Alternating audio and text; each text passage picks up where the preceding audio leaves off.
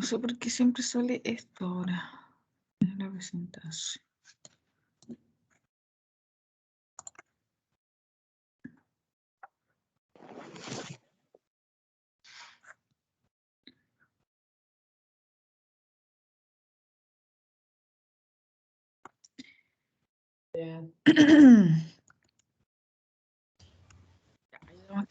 Ya chicos, nos quedan un par de diapos de esto y vamos a continuar profundizando temas de neurodesarrollo, que es un tema como transversal que hay que considerar para el abordaje en necesidades educativas especiales.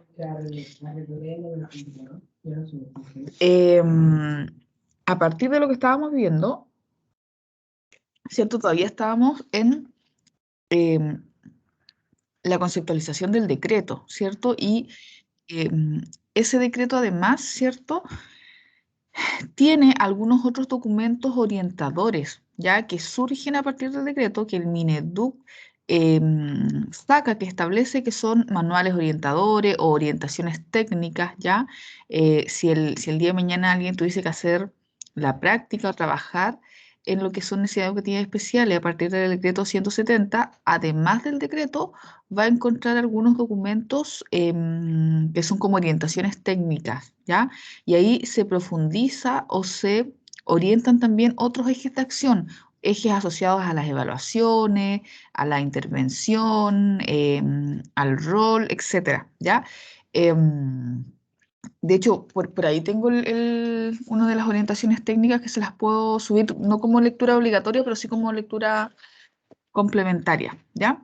Entonces, entre las cosas que se establecen y se desprenden también a partir de este decreto, ¿cierto? Son las áreas de intervención que desde la escuela se pueden ejercer para abordar estas necesidades educativas especiales que presenten nuestros alumnos, ¿cierto? Los chiquititos de las chiquititas. Y que pueden ser también niños más grandes. Recordemos que es de primero básico, al menos en el área que podemos ejercer nosotros, sobre todo en lo que es discapacidad intelectual. em, y también la mayoría de las otras, ¿cierto? Salvo TEL, que trastorno específico del lenguaje, solo es hasta cierta edad. Pero más o menos de primero básico a cuarto medio uno podría intervenir o ser sujeto de intervención, ¿cierto? Niños con discapacidad intelectual, niños con autismo, ¿ya? Esas áreas de intervención son las que aparecen acá, ¿ya? Desarrollo humano, enseñanza y educación, vida en el hogar, vida en comunidad, empleo, seguridad, el área conductual, el área social y el área de protección y defensa, ¿ya? En base a esto, el equipo debería establecer un perfil de apoyos. Ya recordemos que la definición que aparece en este decreto, asociado a qué es una necesidad educativa especial, tiene que ver con el apoyo que este chico, esta chica, ¿cierto?, requiere, entre comillas, como de manera extra, a un alumno regular, ¿cierto?, para que pueda progresar en su vida académica, en su trayectoria académica, ¿ya? Esto es importante. No tengo que intervenir o no tengo que establecer un perfil de apoyo en todas estas áreas para todos los niños, ¿ya? El equipo o al profesional que le toca hacer la intervención o priorizar la intervención tiene que justamente establecer a partir del perfil del alumno, el perfil del chico que tenga algún tipo de necesidad, establecer en cuáles de estas áreas es prioritario trabajar, en qué áreas requiere efectivamente algún tipo de apoyo que se pueda prestar desde el colegio o que en algún caso incluso se pueda hacer algún tipo de contacto, de derivación también con la red externa de salud, de justicia si corresponde, para que también alguna de estas áreas que sale explicitada, ¿cierto?, se pueda intervenir, ¿ya? Por ejemplo, si estamos con un niño con discapacidad intelectual que es chiquitito, que va, por ejemplo, lo sé, en cuarto básico, en quinto básico, obviamente no corresponde trabajar el área de empleo, ¿ya? Probablemente con un alumno en tercero, un cuarto medio que está a punto de egresar, hay que orientar eso, ya que está a punto de egresar de enseñanza media, que estaba dentro del PIE, que tenía una necesidad educativa especial diagnosticada en el contexto del PIE, ¿cierto? Ya veíamos estas incongruencias que se provocan en los diagnósticos, los criterios clínicos actualizados y en estos otros criterios que son más administrativos, pero que siguen vigentes a partir de este decreto, ¿cierto? Entonces, quizás un alumno de cuarto medio podríamos empezar a trabajar esta área, tercero o cuarto medio, ¿ya? ¿Qué probabilidades hay de que ingrese a la universidad, si quiere, si no quiere, si tiene esa posibilidad o no, o que aprenda o que ejerza algún tipo de oficio, por ejemplo, hacer contacto con alguna red, ¿ya? Entonces, hay que, obviamente, priorizar las áreas en donde se va a establecer este perfil de apoyo de acuerdo a estas que aparecen enumeradas acá, ya nombradas acá. Em, ese perfil de apoyo tiene que considerar, ¿cierto?, la frecuencia, la intensidad y el tipo de apoyo que va a requerir el estudiante en alguna de estas áreas, ¿ya? Y de acuerdo a la intensidad, que es lo que más se explicita en el decreto, se pueden distinguir estas cuatro que aparecen acá, que en el fondo el perfil de apoyo puede ser, de acuerdo a la intensidad, puede ser intermitente, limitado, extenso o generalizado, ¿ya? Y esto tiene que ver con la intensidad, pero también un poco como con la temporalidad, ¿ya? Esas son como las variables que entrecruzan esas distinciones, o estas cuatro grandes categorías, porque de acuerdo a lo que necesite el niño, o más bien a las características que tenga esa persona, ese chico, em, vamos a entender que, claro, a lo mejor hay personas que están en alguna condición particular o con algún tipo de discapacidad particular que requieren, ¿cierto?, una ayuda, un apoyo generalizada por parte del medio, ¿ya? Es un apoyo en el fondo que es estable, que es constante, que tiene una intensidad elevada y que además necesita que sea proporcionada por distintos entornos, por la escuela, en los distintas, así hay que hacer adecuación curricular en las distintas materias o asignaturas de la escuela, además también lo necesita en la casa, ¿ya? O lo necesita incluso para trasladarse de la casa a la escuela, ¿ya? Entonces, ahí casi siempre cuando se establecen perfiles de apoyo generalizado, vamos a pensar en una persona o en un alumno, una persona que está en edad escolar, ¿cierto? Alumno, alumna, que en el fondo está en una condición o tiene alguna discapacidad que es más considerable. Ya pensemos en niños o en adultos que de alguna manera dependan, ¿cierto?, de terceras personas, ¿ya? Ahí también el tipo de apoyo es incluso más intrusivo, mucho más personal, ¿ya? De contacto de día a día, ¿ya? Pensemos en los chicos eh, con multidéficit, ¿ya? Por lo general yo les decía, va a ser muy difícil encontrar a un chiquitito que tenga multidéficit en una escuela regular, pero a veces existe. Y bueno, y cuando van a escuela especial, eso es lo que requieren, por cierto, apoyo generalizado, ¿cierto? Un sistema familiar y profesional que sostenga día a día todo lo que esa persona necesita, ¿ya? La alimentación, la evacuación de sus residuos, la toma de medicamentos, la vestimenta, ¿ya? Em, Se entiende un poco que probablemente va a ser una situación un poco más compleja en ese sentido, ¿ya? Y al revés también, ¿cierto? Si nos vamos hacia acá, si vamos bajando a intermitente, limitado, vamos a entender que de acuerdo a la característica o condición de la persona,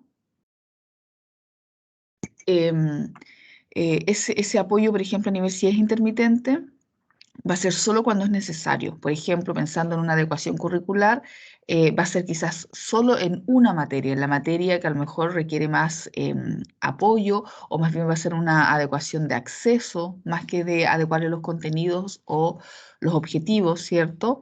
Pensemos en las personas que tienen dificultades visuales, ¿cierto? Como de acceso, tiene que andar con anteojos y además no va a ser sentado en la última parte de la sala, sino que adelante. Eso es una adecuación de acceso. Yo adecuo el ambiente y adecuo los apoyos técnicos, como puede ser un anteojo, un audífono, para que esa persona tenga acceso a los contenidos, pueda ver bien, pueda escuchar bien, por ejemplo, o si es usuario de silla de rueda, de acceso también que el lugar y que el establecimiento cuente con una rampa o con un ascensor, ¿ya? Eso también es considerado una adecuación de acceso que tiene que ver cómo se les facilita el acceso a lo que todos los otros tienen, ¿cierto? Ya sea el contenido de clase, a la materia de clase o incluso el acceso al lugar, ¿ya?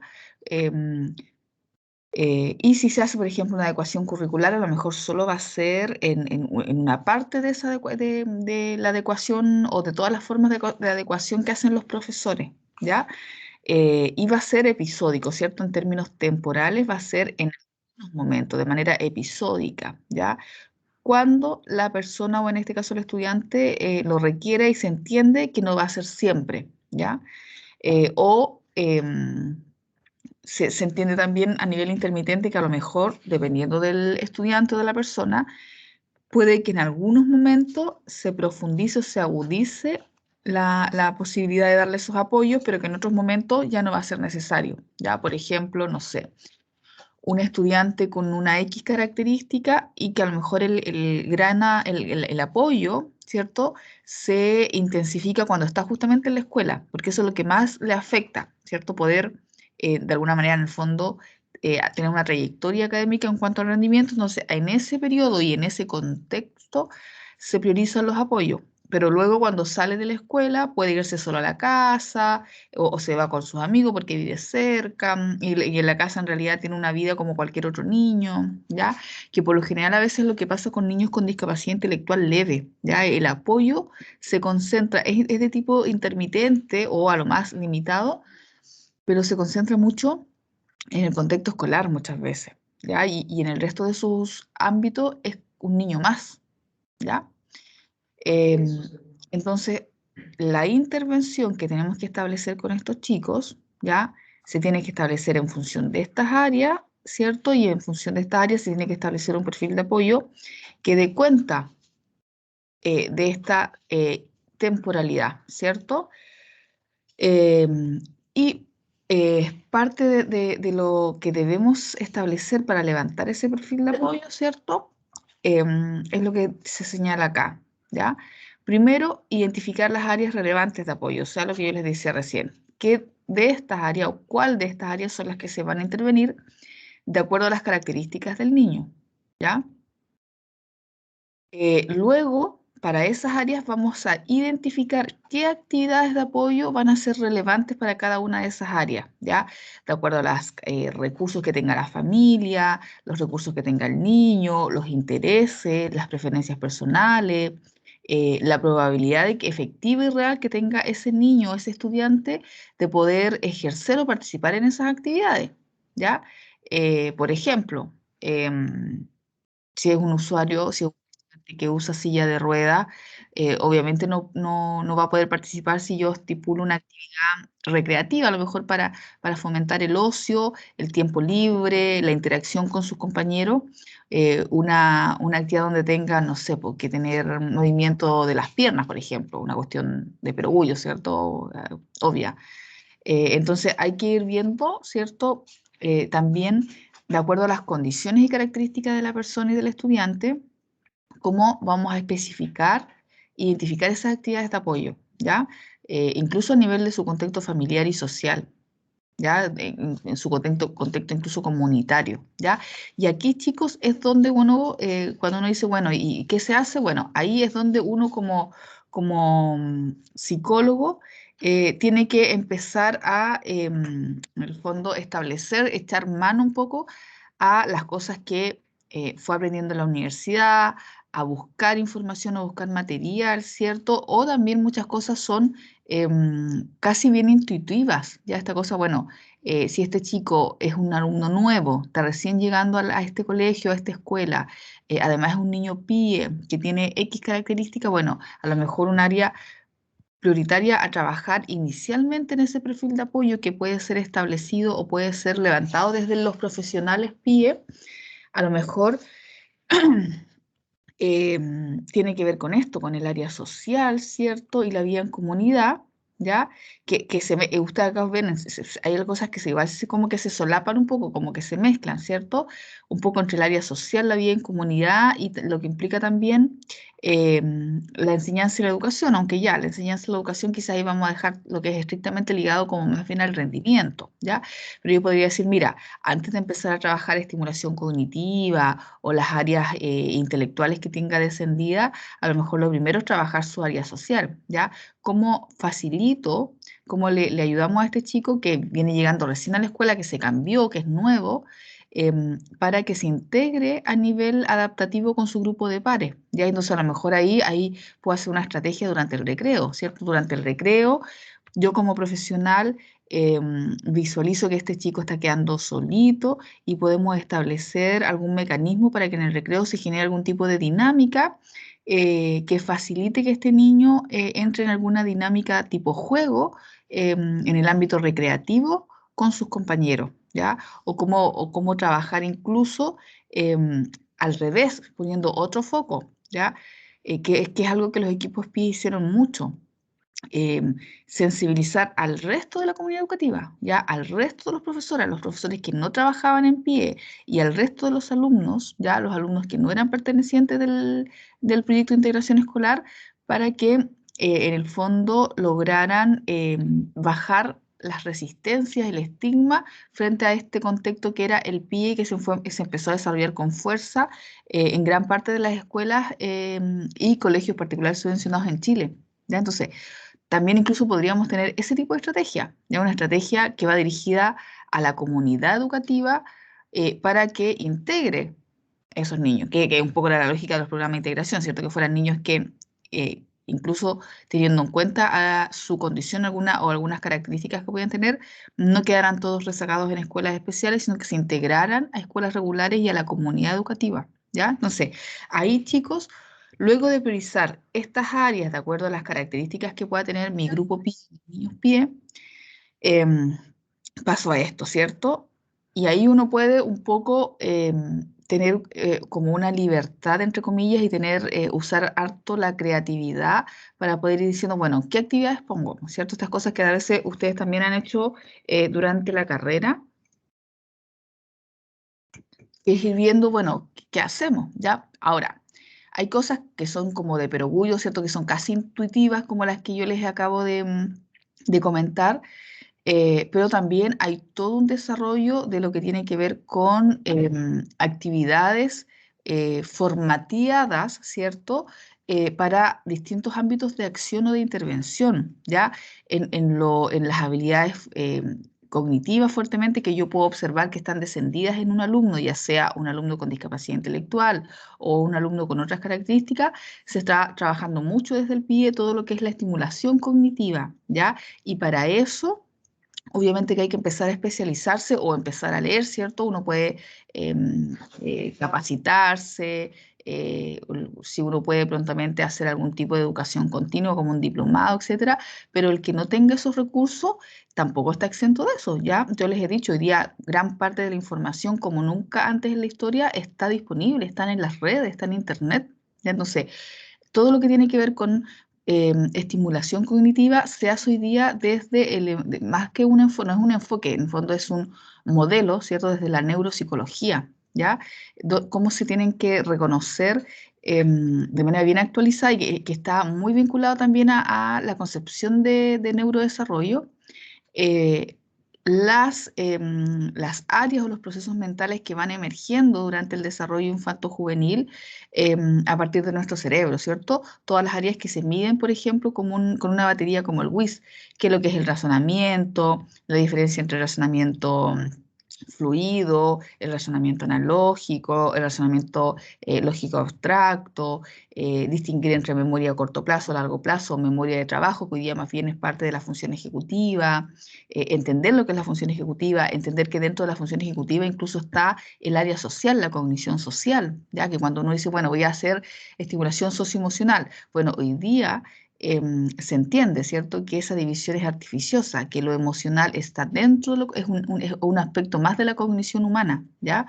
Y de hecho hay un modelo que inscribe la cognición social, ¿cierto? Dentro del modelo de la función ejecutiva. Ya, yo por ahí, en una clase anterior, revisábamos uno de los modelos más reconocidos hasta el momento actual, que es el modelo de la Adele Diamond, pero también hay otros modelos que incluso visibilizan, explicitan más este concepto de la cognición social, ¿ya? Y ahí uno puede también buscar manuales, buscar enfoques particulares de intervención, estrategias de intervención, todo lo que es educación emocional, inteligencia emocional o aprendizaje emocional, que lo vamos a encontrar con distintos conceptos según el modelo, según el autor, según la época. Se trabaja mucho también con los chicos en la escuela y se trabaja en general en el ámbito infanto-juvenil, ¿ya? Y ahí uno tiene que de a poco ir echando un poco mano a la literatura, a la estrategia, hay muchos manuales que vienen como con set de actividades y obviamente uno, si eso te hace sentido de acuerdo a lo que pueda requerir un grupo de alumnos o un alumno en particular, uno puede ir estableciendo, ¿cierto?, estas actividades en alguna de estas áreas, ¿cierto?, contemplando que puede ser un apoyo intermitente, limitado, extenso, generalizado, y ya puedo en el fondo, que es lo que viene acá, ¿cierto? En el punto C tenemos que identificar eso, pero ya puedo ir cronometrando actividades, ¿ya? En un plan de intervención, ¿ya? Eh, Profesora, ¿Cierto? Bueno, ahí yo me adelanté un poco, pero luego de eso, ¿cierto? A partir de profe. las actividades, las áreas, ¿cierto? Tengo que identificar o explicitar más bien estas áreas, ¿cierto? O sea, más que bien, más que áreas, ¿cierto? El tipo de apoyo, ¿ya? Ujú. Eh, de la intensidad y la frecuencia y y el tipo, ¿cierto? La intensidad, frecuencia, duración y el tipo de apoyo. Por lo general, el tipo de apoyo tiene que ver también con el uso de recursos o materiales, ¿ya?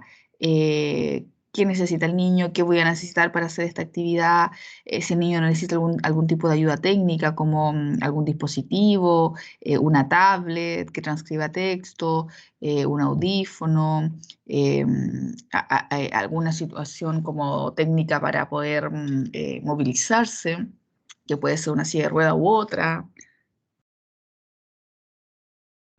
o no, a lo mejor no requiere nada de eso, y a lo mejor eh, gran parte de la intervención tiene que ver con la intervención profesional, ¿cierto? La intervención con psicólogo, con la educadora diferencial, a partir de las adecuaciones curriculares que haga la educadora diferencial con los profesores de aula, ¿ya?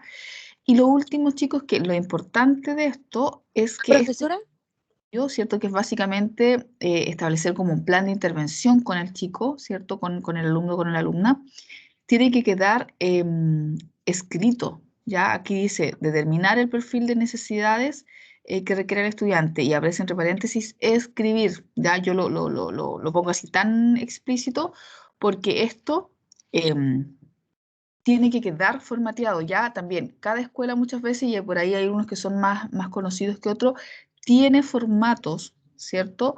Para establecer los perfiles de apoyo, ¿ya? Tiene formatos de PASI o PAI, ¿cierto? Que son planificaciones o adecuaciones individuales, donde se van estableciendo estos perfiles de apoyo, ¿ya?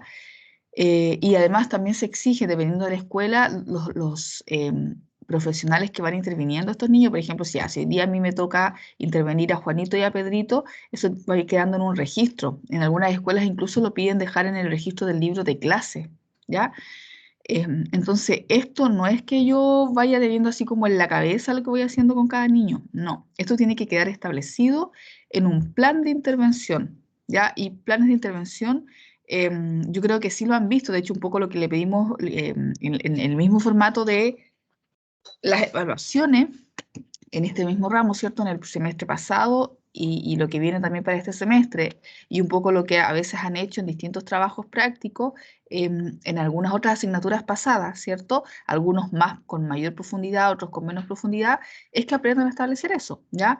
Y escribir, eso es un formato, un documento escrito que el equipo o el profesional, dependiendo de cómo se organice en cada escuela, tiene que dejar en la carpeta del niño, ¿ya?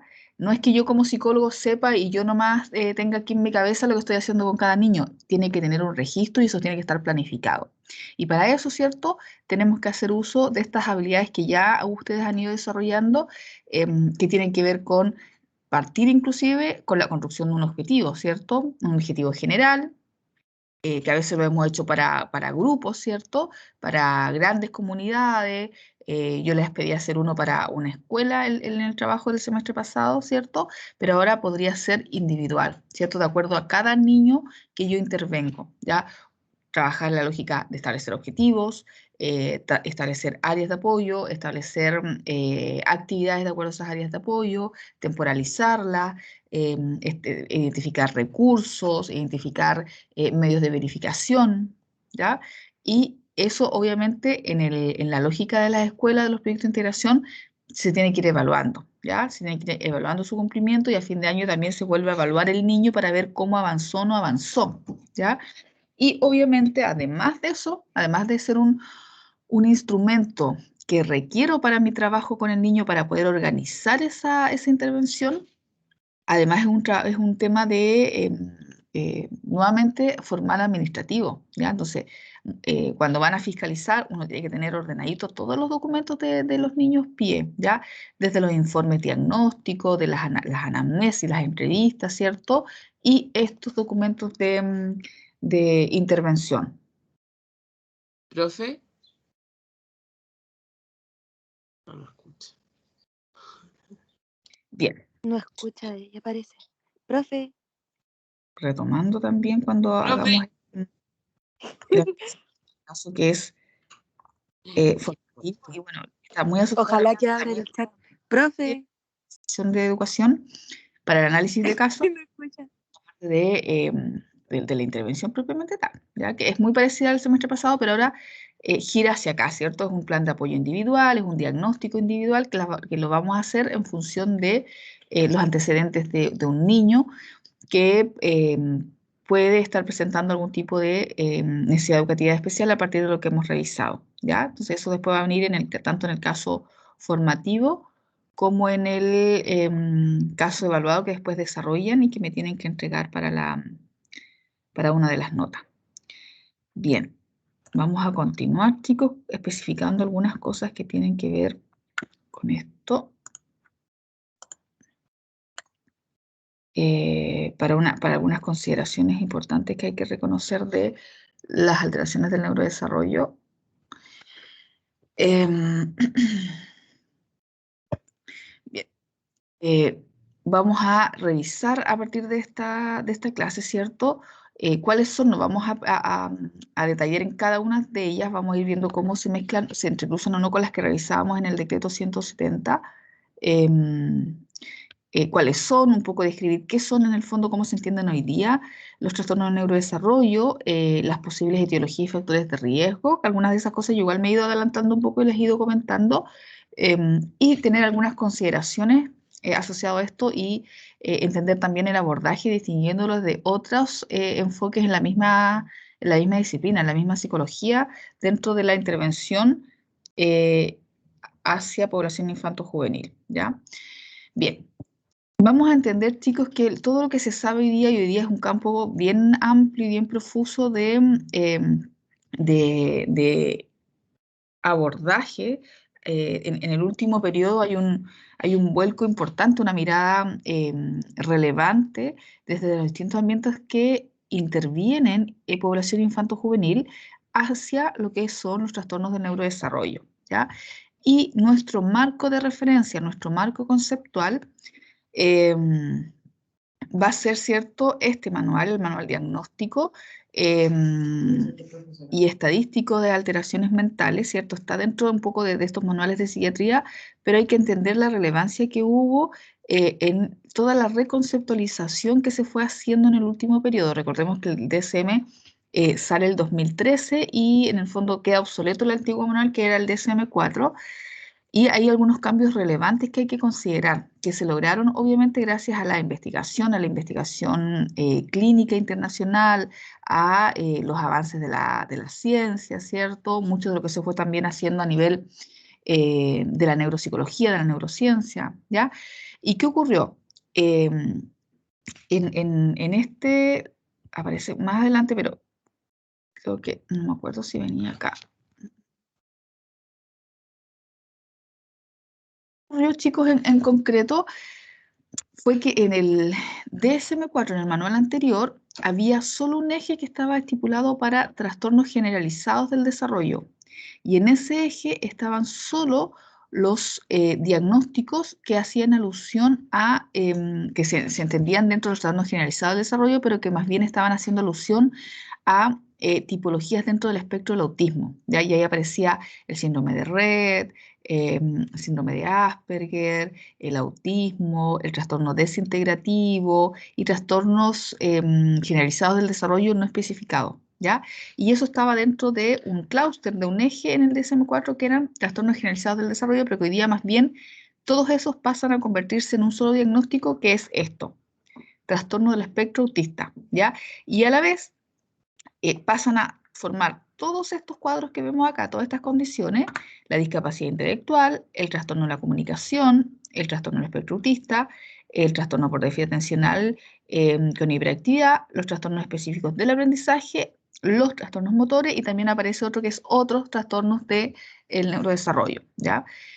Y todos estos hoy día están dentro de un eje que se denomina trastornos del neurodesarrollo, ¿ya? Y de hecho es el primer capítulo, es el primer apartado que nos vamos a encontrar, ¿cierto? Cuando uno revisa el DSM-5, que es el documento, digamos, es la sección que yo le subí, ¿ya?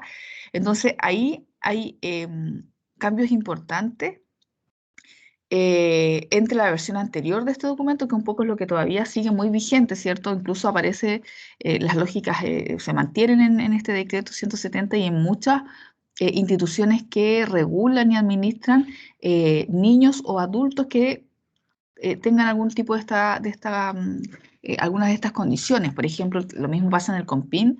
Cuando alguien se quiere pensionar, que tiene algún tipo de discapacidad intelectual, también está operando con los criterios antiguos, ¿ya? ¿Qué es importante? Por ejemplo, entender que es algo que luego vamos a ver más abajo, que por ejemplo, el TDA también en el DSM-4, lo mismo que pasó con el trastorno espectro autista, que antes eran varios diagnósticos y estaban agrupados en un eje particular que era el trastorno generalizado del desarrollo, el trastorno por déficit atencional aparecía en los manuales anteriores, tanto en el DSM como creo que en el CIE-10 también, aparecía dentro de los trastornos de conducta, ¿ya? Porque lo que se observaba más bien era la sintomatología, y como la sintomatología que se observa es una alteración en la se hacía esta homologación, ya así como decir, bueno, en realidad este niño, algo pasa en su entorno, en su familia, que lo hace tener una alteración en la conducta, casi como un trastorno vincular, ¿cierto? Estaba dentro del eje de los trastornos de conducta. ¿Ya? Hoy día se sabe que eso no es así, que no es un trastorno conductual, sino que es un trastorno neurobiológico, ¿ya? Que es la línea común, el eje común que está presente en todas estas condiciones y por lo tanto hoy día tenemos que el trastorno de déficit atencional se entiende más, se conoce más de él, como la mayoría de esto y por ende queda dentro de los trastornos del neurodesarrollo, ¿ya? O sea, el origen de gran parte de estas condiciones o está antes del nacimiento, ¿cierto? Por la línea genética o por algún efecto de alguna sustancia teratogénica que afectó el embarazo, o en algunos casos, como lo vamos a ver en las discapacidades intelectuales, son niños que nacen, entre comillas, sanos, por decirlo de alguna manera, pero luego sufren algún tipo de afectación grave, ¿ya? Que los puede, en el fondo, también los afecta dentro del neurodesarrollo, etapas que tienen que ver con ese desarrollo cerebral, quizás una vez ya nacido o durante el parto, que los hace generar cierto algún tipo de discapacidad, en este caso, discapacidad intelectual. Ya eso lo vamos a ver cuando abordemos la clase de discapacidad intelectual, ¿ya? Entonces, esos elementos son bastante decidores en función de cómo se entienden hoy día estas condiciones, ¿ya? Y obviamente nuestro marco conceptual es, en términos generalizados para la mayoría de las profesiones como las nuestras, para los psicólogos, para los fonos, para los educadores diferenciales, para los médicos, a pesar de que también hay otras formas de conceptualizarlo que más o menos mantienen los mismos criterios diagnósticos, pero también tienen sus propios apartados, sus propios conglomerados en otros manuales, como en el CIE 11, o incluso hay otros que uno podría considerar. Los más conocidos, los más abordados, los de mayor relevancia a nivel mundial, es la CIE y el DCM, y sobre todo para nosotros, ¿cierto? Por lo general, ahondamos más desde como marco conceptual desde el DSM, ¿cierto? Bien, entonces, vamos a entender qué son los trastornos del neurodesarrollo, ¿cierto? Y vamos a explicitar un poco estos 4 puntos, ¿ya?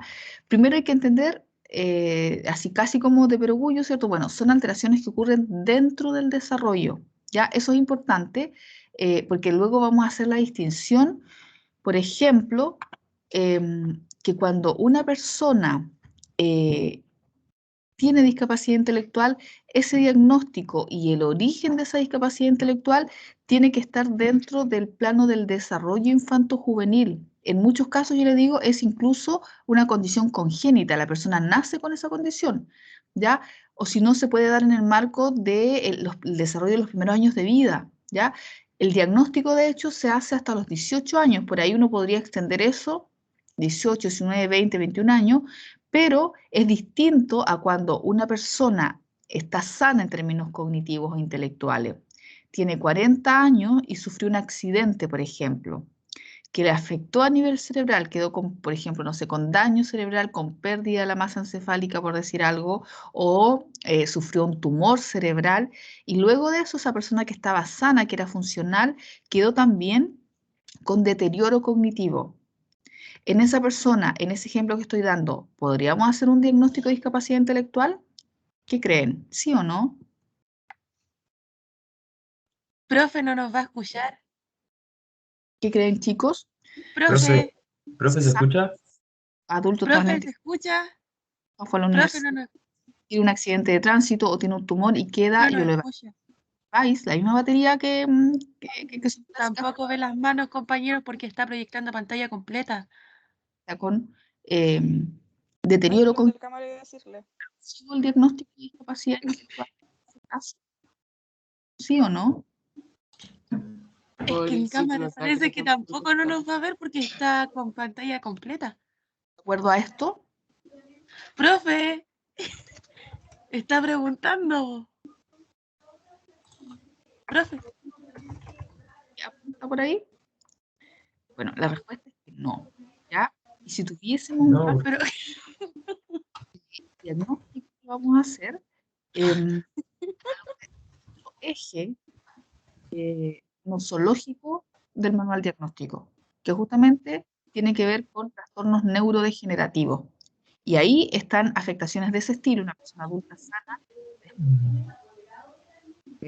una enfermedad neurodegenerativa o de un accidente de tránsito, pierde sale. Ya, y si yo le aplico un VICE, por ejemplo, también va a salir descendido, pero ya el diagnóstico no sería discapacidad intelectual, sino que sería alguna, digamos, sería trastornos neurodegenerativos a nivel leve, moderado o severo. De ahí eso es otro capítulo del DSM-5, ¿ya?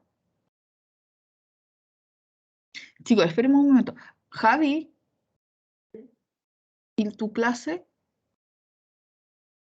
De lenguaje ¿Mm? sacó como 10 minutos antes. Ah, ya.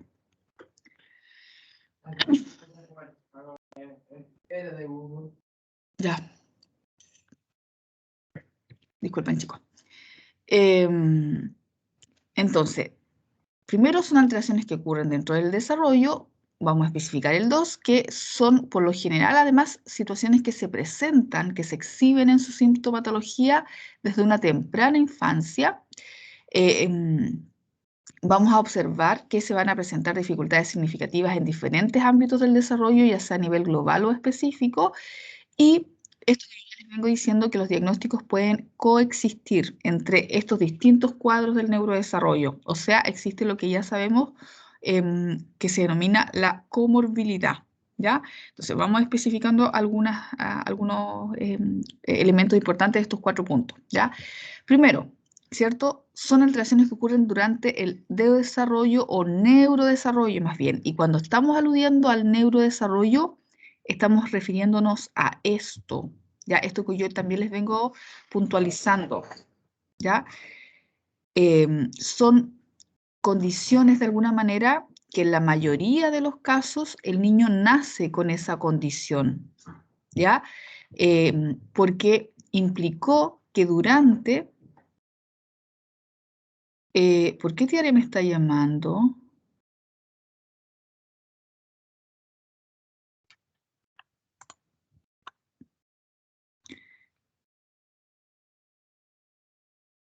Chicos, Tiare Reyes es de este curso, ¿verdad? Profe, Sí, Chila. profe.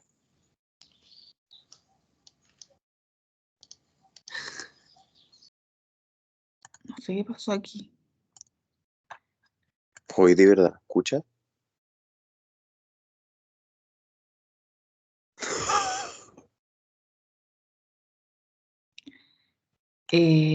Entre nosotros nos escuchamos, pero la profe está el chat desactivo, no se puede mandar ningún mensaje.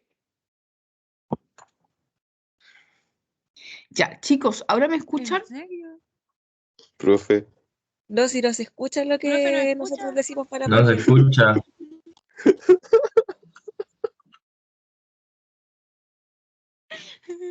Profe, Profe, ¿Alguien le podrá mandar un mensaje a la profe? yo Simplemente le mandé uno por privado delante. Ahora le voy a mandar un Gmail, pero ahora llamé, le mandé un mensaje por Teams. yo tenía pensado compartir pantalla diciéndole que no nos escuchaba, pero que la Nati Leighton le haga seña. Ahora se Ay, puede qué compartir suerte. pantalla.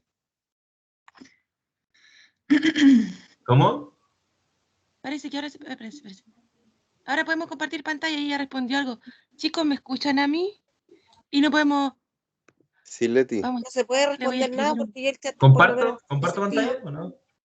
Sí, comparte, si nos comparte, dile. desconectamos Ya. todos. Compártele Word y le escribí, profe, no se escucha. Eso estaba haciendo. Nos desconectamos todos a lo mejor para que cache algo. Oye, pero Ahora ni la ahora la profe escuchamos no a se oye. ella. Se silenció sola ahora. No sale silenciada, pero no se escucha. ¿Se logra ver o no, cabrón? Sí, se sí. fue. ¿Se fue? Y que active el chat porque tampoco lo tiene activado. Sí. Chicos, ahí sí lo escucho, pero estaba bloqueado. ¿Profe? Buena, Profe, le hemos profe, intentado hablar todo el rato. ¿En serio? de las La 9. llamamos, De le las vamos a 9. mandar correo. Y ahora Y- sí. Sí, profe, y se Pero desactivó ustedes me la escuchaban a mí. pantalla del PPT. Hecho toda la clase, sí, profe. profe, usted se lo escucha. ¿Y ustedes me escuchaban a mí? Sí. Sí, de hecho le respondimos, tratamos de responderle y todo.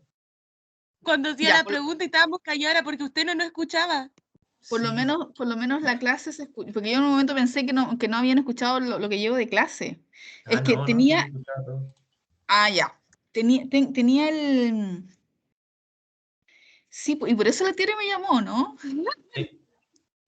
Llamó la Tiare, la llamé yo, la llamó otra compañera, le mandamos mensajes por interno. Ya, la única, o sea, la llamada que yo vi es la que fue como una llamada con cámara, esa es la que fue la que me apareció, porque yo cuando estoy en modo presentación no veo el chat, porque hay una forma de poner la opción de que uno comparte la pantalla y además se queda activo el chat, pero el computador se pega, porque es como muy pesado ese sistema. Entonces yo prefiero compartirlo completo y dejo de ver el chat y las manitos porque queda el PPT en pantalla completa. Y no sé por qué tenía desactivado acá el... Ven, ahora está activo, pero no lo... Tampoco si lo quiero apagar de nuevo, no se prende. O sea, no se cambia de off on. Y recién estaba todo el rato en on. A ver, hablen ahora. A ver si se quedó... ¿Están por ahí? ¿Profe, nos escucha? Sí, ya. Eh, Le habíamos hecho esta pregunta de la otro día. Pues. En serio, Habíamos sí, quedado en qué ahí eran los estoy viendo trastornos del el chat. neurodesarrollo. En eso habíamos quedado. Hasta Sí, ahí se entendió más o menos bien porque ahí una compañera compartió pantalla, igual estábamos desconcentrados tratando de hablar y si no entendíamos algo le hablábamos. ya. Vamos a hacer algo. Vamos a dejar las preguntas como son cosas que eran desde el principio inclusive. Em, Quizás para continuar con esta parte, si hay obviamente preguntas de esta parte que estamos ahora, las vamos comentando. Y ahí las cosas que han quedado de la parte anterior de los perfiles de apoyo, lo podemos explicitar porque ahí, de hecho, les puedo subir ese material. No es muy la definición, y porque yo la tengo ahí la diapo así como súper cortita, porque en realidad no es muy una cosa muy elaborada. La definición que aparece, por ejemplo, del área, por ejemplo, cuando dice área comunitaria, es justamente como el área comunitaria, el vecindario inclusive. Si el área como familiar, es eso. O sea, un poco los conceptos aluden sin mucha especificidad a esas áreas de apoyo que yo, de entre comillas, debo ir interviniendo o estableciendo el perfil de apoyo, ¿ya? Pero hay un documento también que lo explicita, no me acuerdo en este momento si, si sale en el mismo 170 o, o está dentro de uno de los manuales orientadores, en las orientaciones técnicas de algunos documentos, pero también se las voy a subir, ya se las voy a compartir. Bien, ya chicos, entonces voy a continuar a subir la diapo de nuevo. Y no sé qué dudas habían con esta.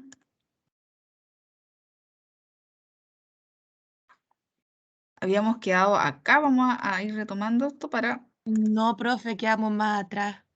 ¿Dónde Porque quedaron? después, ¿Y después qué ay, pasó? Ahí exactamente. ¿Y después qué atrás. pasó? Es De que ahí una ya después no compañera se le compartió escuchó. pantalla para que usted pudiera ver, le puso un Word así como, profe, no se ve, no se ve. Entonces ahí usted ya no compartió más pantalla. Ya. Entonces ahí me quitó la. Y yo no, ¿cómo si yo no me di cuenta? Ya, bueno. Ya, entonces quedaron aquí. Igual me escuchaban, pero no iban viendo las diapos. No, porque igual aparte la estábamos hablando a ver si nos escuchaba, pues Ya. entonces hablaba usted, hablábamos nosotros. Ah, ya, ya. Ya, entonces lo vamos a retomar de acá. Menos mal que pude.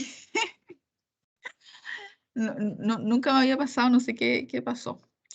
Bien, entonces retomemos un poquito lo que yo había comentado en esta parte, que en el fondo yo les decía que los trastornos del neurodesarrollo, el marco conceptual, y hoy día se está hablando mucho, ¿cierto? Hay mucho interés en distintas áreas o en distintos campos que se trabajan con niños y adolescentes, profundizar conocimientos en temas de neurodesarrollo, ¿ya? Entonces, ahí yo les decía que el marco conceptual es obviamente el DSM-5, ¿ya?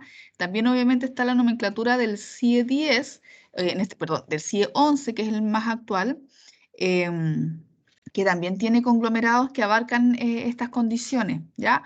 Yo les mencionaba que esta clasificación actual, que es lo que está descrito en ese documento que está cortado específicamente del área del neurodesarrollo, em, haber llegado a la conjetura actual, a la clasificación y categorización actual, es súper significativo en términos de que eso fue parte importante de los avances que hubieron a nivel científico, de los estudios clínicos que se fueron haciendo por muchos años y también aportes importantes desde el área de la neurociencia y la neuropsicología, ¿ya? Y parte de eso, por ejemplo, guardaba relación con que en el manual anterior, en el DSM-4, los trastornos del espectro autista, espérenme, voy a tratar de probar, porque a lo mejor, es que si pasa de nuevo me quedé como con miedo. Miren, voy a tratar de hacer la otra forma de compartir, que ya no me acuerdo cómo era, acá.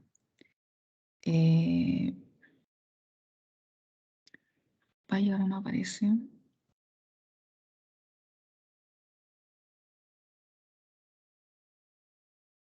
Compartir ventana, incluir sonido.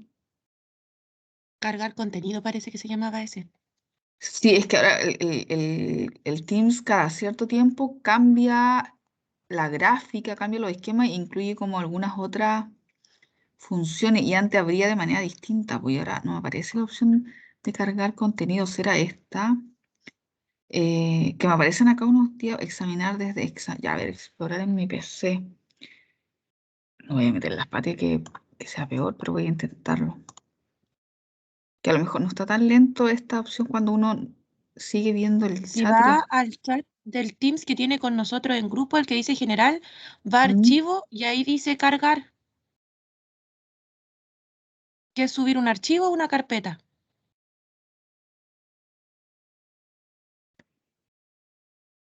Ahí está cargando. Sí, es que no lo quiero cargar en el chat. Quiero que cargue la presentación en modo pantalla, pero desde el Team. Javierito, ya, corta eso, deja de jugar. Ponete esto, no, pero igual, no te pongas a jugar a esta hora. Ya, ahí sí. Ah, chicos, estoy acá con mi sobrino, y si uno no lo controla. Ya. ¿Y cómo? ¿Están viendo la... Sí, profe. ¿Se está viendo en formato de pantalla completa? Sí, profe. Ahí ¿En dice modo cuáles son. Sí. Ya. Ya. O sea, lo ven amplio, ¿cierto? En modo presentación, no las pantallitas chiquititas, para que sea también buena la visión para ustedes, ¿sí? Sí, profe. Sí, ya. Ya, entonces aquí, claro, pues esta opción en el fondo yo no los pierdo de vista a ustedes para saber qué está pasando en el mundo. Y yo puedo ir avanzando en el PPT, ¿ya? Pero esto a veces tiende a pegarse, por eso yo trato de no ocupar esta alternativa. Bien. Entonces, yo les comentaba que uno de esos cambios importantes, y además se ve súper chico acá, po, ya, no importa. Uno de estos cambios importantes, ¿cierto? Y este es el puntero ya. Tuvo que ver justamente con reconceptualizar estas condiciones, y parte de esos cambios importantes fue que antes, en el DSM-4, existía un clúster que estaba referido, ¿cierto?, a trastornos generalizados del desarrollo. Y ahí aparecían varios diagnósticos como el síndrome de Rett, Asperger, autismo, trastorno desintegrativo infantil, ¿ya? Y otros trastornos generalizados del desarrollo no especificados, ¿ya? Que hoy día más bien pasan todos a la etiqueta, ¿cierto?, a la nomenclatura de TEA, ¿cierto? Y desaparecen estos subdiagnósticos que se hacían antes y que todavía, ¿cierto?, lo encontramos muy presente a nivel social, ¿cierto?, en la comunidad, incluso en en los mismos equipos profesionales. De hecho, hay médicos que siguen poniendo el diagnóstico de Asperger, por ejemplo, ¿ya? Ese fue un cambio importante a partir de los últimos estudios de lo que se fue entendiendo y comprendiendo e investigando en el último periodo, por ejemplo, asociado a autismo propiamente tal, y también en el eje que tenía que ver con TDA, ¿ya? El déficit atencional. El déficit atencional antes pertenecía a otro capítulo en el DSM que hacía alusión a que era un trastorno conductual, ¿ya? Se reconocía ya en esa época que habían algunos aspectos neurobiológicos. ¿Sí, Leticia? Profe, ¿cuál era el que los trastornos generalizados del desarrollo, ¿cuáles eran? ¿Los del aprendizaje o los del autista? ¿Qué ahora son? No, son ¿Cuáles son TEA, los que cambian? autismo, Autismo. sí, sí. Por eso en la diapo y en algunos documentos se hace la distinción, porque por lo general uno después toma la sigla de estas condiciones o de muchas verbalizaciones, ¿cierto? Entonces, tiende a confundirse TEA de trastorno espectrista con trastorno específico del aprendizaje. Entonces, por ahí le ponen en vez de TEA, DEA. Ya, de hecho, los equipos PIE, por lo general, los profesionales, los colegas que trabajan en el PIE, siempre que hablan de DEA, se están refiriendo a dificultades específicas del aprendizaje. Hacer la distinción con TEA, que es trastorno espectro autista, ¿ya? Pero eso hacía alusión al TEA, ¿cierto? Estos subdiagnósticos que antes teníamos estaban dentro de un clúster que era trastornos generalizados del desarrollo, que eran todas las formas de autismo que hoy día sabemos pasan a este nuevo eje que es trastornos del neurodesarrollo, y ahí está TEA como gran núcleo diagnóstico, ¿ya? Y algo parecido, también hubo un cambio significativo en la conceptualización del TDA, ¿ya? El TDA en los antiguos manuales era considerado un trastorno de conducta, ¿ya? Habían unas nociones que se referían a, que hacían ya una comprensión de que algo a nivel neurobiológico o incluso a nivel genético existía, pero en el fondo destacaba era la conducta, ¿cierto? En el fondo el síntoma más visible. Y entonces, como el niño en el fondo lo que veo es que se porta mal, que es muy inquieto, en el fondo esto es un trastorno de conducta. ¿Ya? O sea, en el fondo este chico no se adapta al ambiente o su ambiente es muy desregulado, ¿cierto? O incluso haciendo alusión a un posible trastorno vincular, ¿cierto? Algo está pasando acá con la familia, con los papás, que hacen que hoy día este niño tenga este problema de conducta, ¿ya? De hecho, estaba junto con otro cuadro que hoy día sí lo reconocemos, ¿cierto? Que es el trastorno oposicionista desafiante, ¿ya? Que eso por ahí todavía, ¿cierto? Se sigue considerando como, claro, como un trastorno de conducta, ¿cierto? Muchas veces un origen acentuado en la dinámica familiar, ¿ya? Casi como una cosa más bien vincular. Por ahí uno podría decir, a lo mejor, mira, de aquí a unos años más, nuevamente la investigación nos va a mostrar que a lo mejor esto, sí, obviamente también tiene repercusiones de lo que está pasando en el ambiente familiar, pero a lo mejor una de esas también tiene un origen más bien de tipo genético. Entonces, antes el TDA, el trastorno de déficit atencional, se consideraba y estaba dentro de la nomenclatura en el eje de los trastornos conductuales, ¿ya? Hoy día pasa a este eje de los trastornos de neurodesarrollo porque se visualiza en el fondo y la nosología de estas condiciones se reconoce en función de más bien de la etiología, más que de los síntomas, ¿ya? Y la etiología común que tienen todas estas condiciones es que son cuadros del neurodesarrollo. La mayoría, de hecho, como yo les he mencionado, son congénitos. Los niños nacen con esa condición, ¿ya? Y hoy día, por ende, se entiende que el TDA, el déficit atencional, es una condición que alude no a una conducta que se atrofia o se mal desarrolla en función del ambiente familiar, sino que tiene que ver con un origen que es neurobiológico, ¿ya? Y eso, chicos, es importante porque incluso nos cambia la concepción de intervención. Si yo entiendo que las conductas de hiperactividad o de desatención de un niño tienen un origen neurobiológico que aluden a una condición de su desarrollo cerebral que probablemente lo va a acompañar de por vida, yo dejo como familia, como papá, como comunidad, como psicólogo, de tratar de reprimir esa conducta. Pensemos que antes esos niños, todavía de hecho en muchos contextos, ¿cierto? Si era muy inquieto, en el fondo teníamos que buscar la medida disciplinaria para regular esa conducta. O sea, si es muy inquieto y está molestando, bueno, castiguémosle, muchas veces peguémosle, ¿ya? Hoy día se sabe que no, que probablemente esa conducta de inquietud motora no es porque el niño sea un cabro desordenado y mal comportado, es porque tiene que ver cómo se está desarrollando su cognición motriz, ¿cierto? Su foco atencional, todos aspectos de la mente, de los procesos mentales que emergen de una funcionalidad atípica de ese cerebro. Por lo tanto, ya no intento castigarlo para reprimir la conducta. Tengo que buscar estrategias para que ese niño con esas características pueda adaptarse al ambiente y que el ambiente también pueda darle más posibilidades de estar inmerso en él. Y ahí se buscan estrategias que son distintas a las de los años anteriores, ¿cierto? Ya no es castigo, por ejemplo. ¿Ya? Entonces, sí. ¿Podría explicar lo del trastorno del espectro autista, que eso no lo entendí mucho? ¿Cómo cambió la nomenclatura? Sí, eso, ya. por favor. Ya, antes, a ver, espérenme, déjenme. Les voy a mostrar una diapo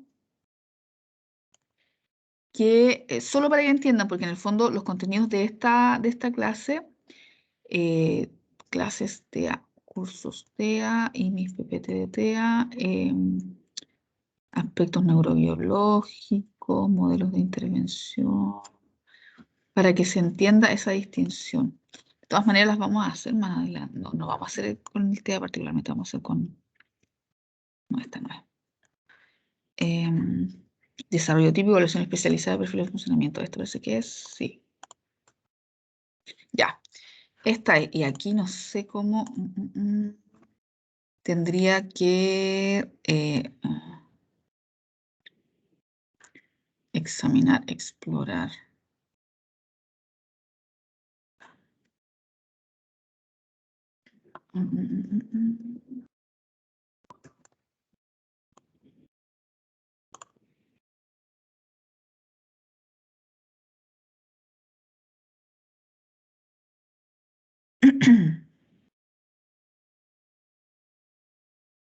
¿Qué pasó ahora? Ahí está. ¿Ven? Se demora en cargar todo. Ahí sí, ya. Esta lámina, esta les ayuda a la... Ya, ¿están viendo una PPT que dice evolución del diagnóstico del DSM? Sí. Ya. Esto es lo que fue pasando. Esta diapo es explícita en función de, porque es una clase de TEA, que no es para nivel de pregrado, no se pasa en pregrado, pero se las muestro para justamente hacer esa aclaración. En el DSM, la única distinción que hacía alusión a estas condiciones del neurodesarrollo era la que aparecía acá. En el DSM había un apartado que se denominaba trastornos generalizados del desarrollo. Y dentro de ese eje estaban estos posibles diagnósticos. Ya, el síndrome de Rett, el síndrome desintegrativo, el autismo clásico, en el fondo del trastorno autista, pero ahora como el autismo clásico, Asperger y trastornos generalizados no especificados, ¿ya? Hoy día, luego cuando se comprende, se avanza en toda la investigación, se toman todos estos diagnósticos, en el fondo como que se desaparecen, se difuminan, y hoy día cualquiera de estas condiciones, ¿cierto? Que pueda tener como algunas características más específicas asociadas como a las distinciones que se hacían acá, hoy día en realidad vamos a omitir eso para el diagnóstico porque va a ser solo un diagnóstico que es TEA, ¿cierto? Lo que vemos acá. Y luego, si yo tengo que evaluar a un niño TEA, tengo que también, ¿cierto? Evaluarlo en distintas áreas, establecer un perfil de funcionamiento, y ahí van a ir apareciendo en la particularidad de cada niño, de cada paciente, el tipo de origen, por ejemplo, que hacía alusión un poco al cuadro desintegrativo, que era un niño que avanzaba hasta como más o menos los 2 años, prácticamente como un niño normal, entre comillas, y después empezaba a perder facultades. ¿Ya? Empezaba a perder, se había adquirido nociones de habla, de contacto social, etcétera, las empezaba a perder. Entonces, por eso se denominaba trastorno desintegrativo, ¿ya? Pero hoy día se sabe que no es otro trastorno, sino que es autismo, pero tiene un desarrollo que tiene esa característica, esa particularidad, pero en el fondo es autismo, ¿ya? O lo mismo con el Asperger, está dentro del espectro, pero en el fondo son niños con un alto funcionamiento cognitivo. En el fondo tienen los síntomas nucleares del autismo, a lo mejor un poco más sutiles, pero no se acompaña además de discapacidad intelectual, ¿cierto? Que era la lógica del Asperger, ¿ya? Entonces, hoy día todas estas condiciones se deberían estar diagnosticando con un solo concepto, que es esto, que es TEA o trastorno del espectro autista o condición del espectro autista, ¿ya? Y la diferenciación en función del tipo de origen, la posible etiología, por ejemplo, si es una etiología que está reconocida como un cuadro de alteración cromosomática como el síndrome de Rett, qué perfil cognitivo tiene, si tiene o no discapacidad, si tiene o no alteración del lenguaje, eso es parte ya de la atención del niño, del perfil que como equipo vamos a hacer del niño, pero el diagnóstico va a ser autismo, ¿ya? Trastorno del espectro autista, ¿ya? Y además, en el DSM-5 aparece todo este eje, ¿cierto? El TEA se introduce junto con estos otros cuadros, ¿ya? Que están dentro del eje de trastornos del neurodesarrollo, ¿ya? Y ahí empiezan a aparecer, ¿cierto? Se confluyen todos estos otros diagnósticos y entre paréntesis, ¿cierto? Podríamos tener ahí otra clase para déficit atencional, pero entre paréntesis, antes el trastorno de déficit atencional también no estaba ni dentro de los trastornos generalizados del desarrollo, estaba en otro clúster que era trastornos conductuales, porque el énfasis era en el síntoma, ¿ya? Y hoy día la agrupación nosológica es en función de la etiología.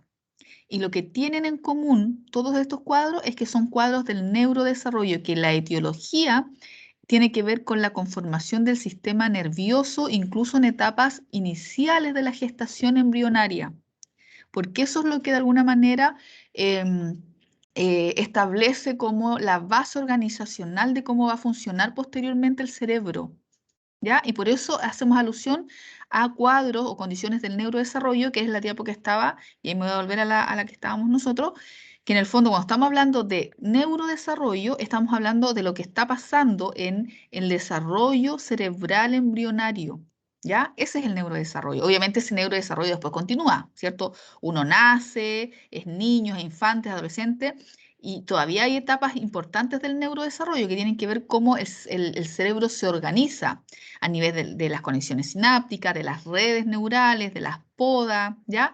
Incluso ya se sabe que hasta pasados los 20 años hay organización, hay procesos del neurodesarrollo que están ocurriendo. Pero lo basal, ¿cierto? Las bases, las arquitecturas, se dan en etapas primerizas del embarazo. Por eso, cuando hay una afectación al nivel de alguna sustancia que pueda afectar, lo que afecta es ese cerebro, ese cambio desde el tubo neural a las arquitecturas gruesas de lo que después va a ser el cerebro. Entonces, si hay áreas que en ese momento están afectadas, van a tener un impacto de por vida.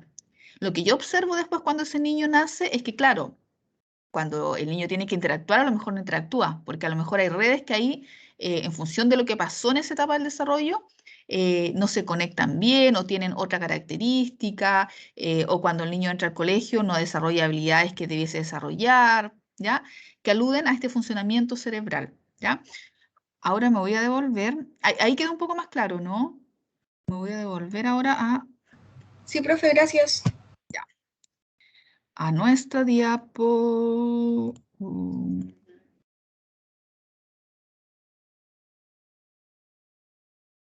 Acá estábamos. Cargar una copia. El archivo ya existe. Sustituir.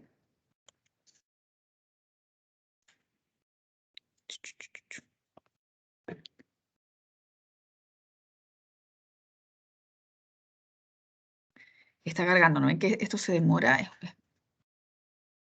Ocupa más recursos seguramente, por eso es más lentito. Todavía no me carga. ¿Quiere reanudar desde la diapositiva 3? Sí.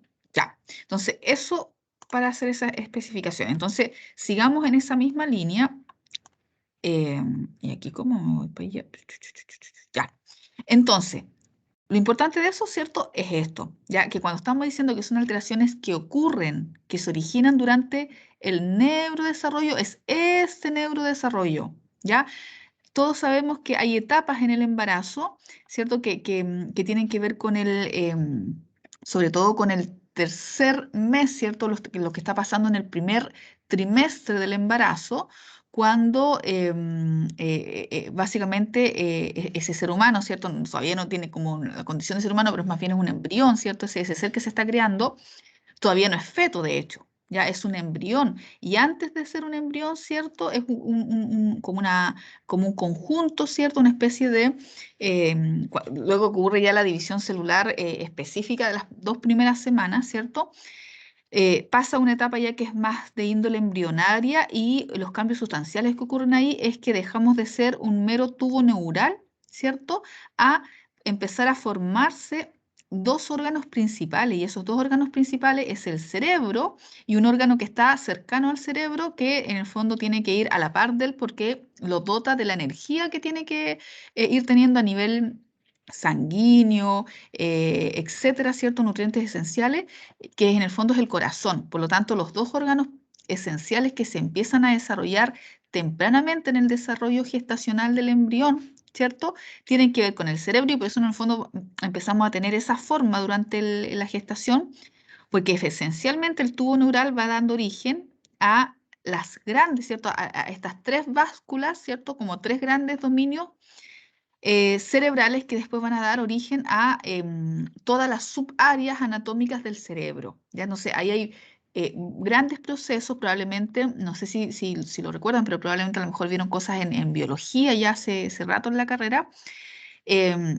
Pero lo que ocurre ahí, ¿cierto? Hay procesos de neurogénesis, ¿cierto? Donde hay células madres que se especializan y van a formar un tipo particular de células, ¿ya? Y esas células, si se van a esta parte, ¿cierto? Si se desprenden del tubo neural, esos neuroblastos van a dar origen a nuevas neuronas, ya que en esa época, de hecho, ni siquiera son neuronas, son como neuronas bebés, ¿ya?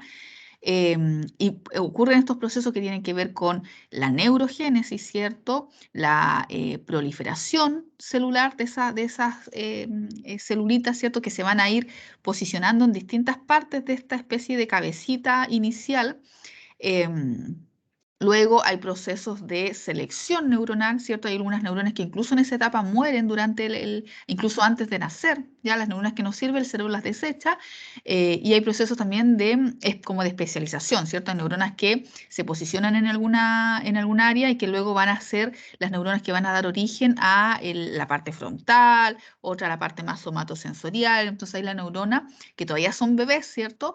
Pero ya están de alguna manera predefinidas a tener funciones en función del área del posicionamiento que logren en esta etapa, pero luego van a tener funciones mentales específicas, ¿ya? Entonces, si alguna afectación de índole genético, ¿cierto? Que no se pudo evitar porque venía un poco en los genes, ¿cierto? En los cromosomas que nos aportan nuestros papás biológicos, o por alguna afectación ambiental, ¿ya? Pero acá estamos hablando no de que la madre estuvo estresada, ¿cierto?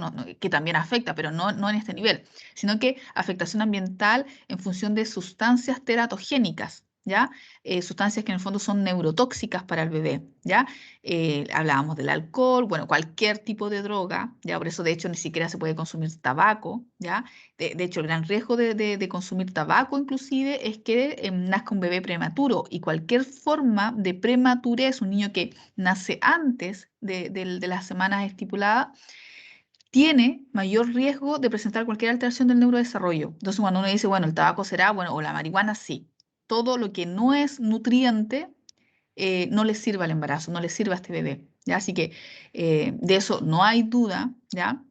En el fondo lo que requiere la mujer gestante y el bebé es una alimentación sana y eso, o sea, agua, alimentación, medicación cuando el pediatra lo requiere, y la medicación también, ¿cierto? Súper cuidadosa, porque ya veíamos que también pueden haber, los fármacos en el fondo son también químicos, ¿ya? Y dependiendo de la naturaleza de esos químicos, pueden también tener afectaciones. A veces cuando se requieren por las propias propiedades que tiene, será necesario, ¿ya? Pero todo eso ya es expertise de un médico, una